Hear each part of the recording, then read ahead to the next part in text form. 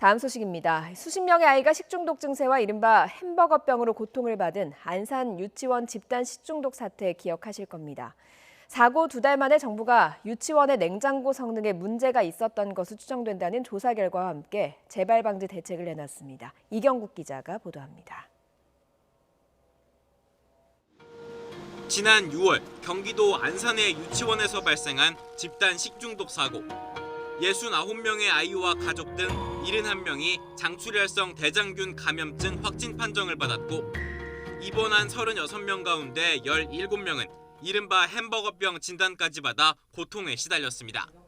입원하고 한 4일째까지는 애기가 누렇게 뜨고 붓기도 많이 붓고 먹지를 못했어요. 하루에도 두세 번씩 피를 뽑고. 사고 발생 2달 만에 정부가 구체적인 조사 결과를 내놨습니다. 정부는 우선 6월 11일에서 12일 사이 제공된 급식을 원인으로 지목했습니다. 냉장고 온도가 10도 이상으로 올라가 보관 중이던 식재료에 대장균이 증식했을 것으로 추정했습니다.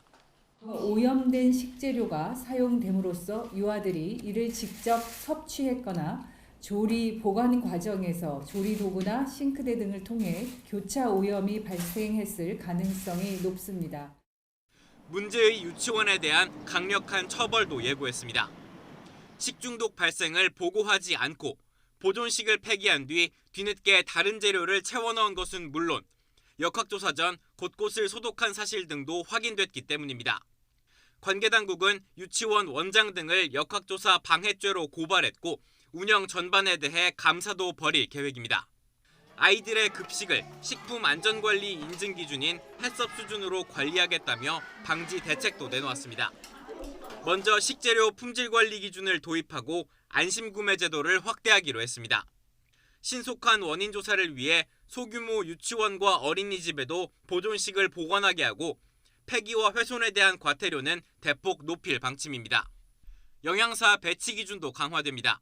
급식관리지원센터의 영양사를 확충해 소규모 어린이집을 돕고 유치원은 영양사 면허가 있는 전담 인력이 관리를 맡는 방안이 추진됩니다. 규모가 큰 유치원과 어린이집에는 공동 영양사 배치를 더 촘촘히 하기로 했습니다. 정부는 매년 전수점검을 벌여 위생 안전관리 기준 준수 여부를 확인하겠다고 밝혔습니다. YTN 이경국입니다.